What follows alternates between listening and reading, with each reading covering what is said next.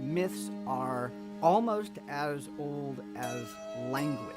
I think basically Greek mythologies are good stories. Love stories, mysteries, action movies, lots of that stuff comes out of the stories that Greek mythology were a part of in the ancient world. It's those kinds of stories that over millennia evolve into myths.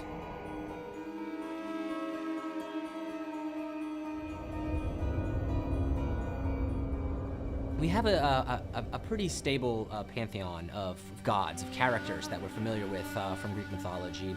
Zeus, Hera, Apollo, Aphrodite, like the names that we're all very familiar with.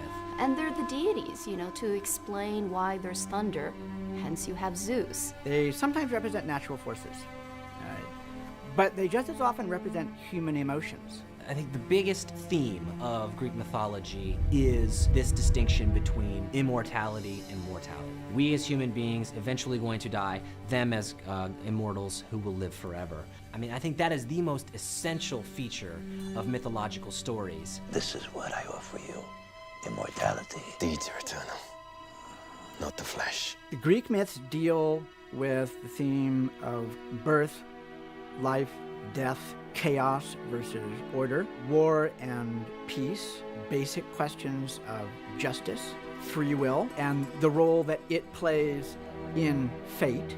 Even the gods are subject to fate, to destiny. In peace, sons bury their fathers. In war, fathers bury their sons. The Titanomachy is literally Battle of the Titans. So the Titans were the original gods who weren't interested in mankind. When Zeus and the Olympians defeat the Titans, it's not that they've killed them. They may have blasted them a bunch with lightning bolt and arrows and such, but it's never the case that they die and go away, right? So what happens is he just imprisons a bunch of them in Tartarus. Tartarus is a place of punishment. It's where they send beings who have done things that are spectacularly evil. Stop, you cannot enter here. This is sacred ground. Sacred for who? In mythology, you have this like kind of tripartite vision, right? You have the gods on the one end, and you have human beings on the other end, and in the middle is this strange class of heroes. A hero has to go on a journey. Hero has to go through trials and tribulations, obstacles, and it's a long journey and it's painful, and at the end said hero will rise and become, you know, legendary and also identified with a particular city. For example, the myths of Theseus and the Minotaur. When we talk about ancient Greece, we're mostly talking about ancient Athens. He was like one of their first founding kings. I am Theseus! So he straddles this divide between myth and reality. It just starts with what everybody in one line knows about Theseus. Theseus fought the Minotaur in the labyrinth, blah, blah, blah. So just those key things were taken from. The Greeks themselves continually changed the way they presented their mythological characters. What we call mythology as a discourse is the study of myths. And the study of myths is essentially the study of the evolution of stories.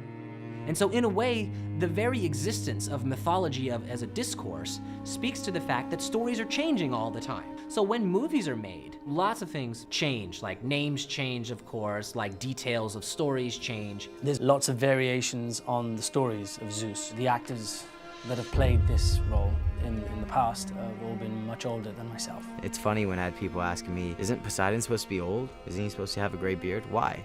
Because you guys watch movies like that? The sea has forever been an unpredictable domain.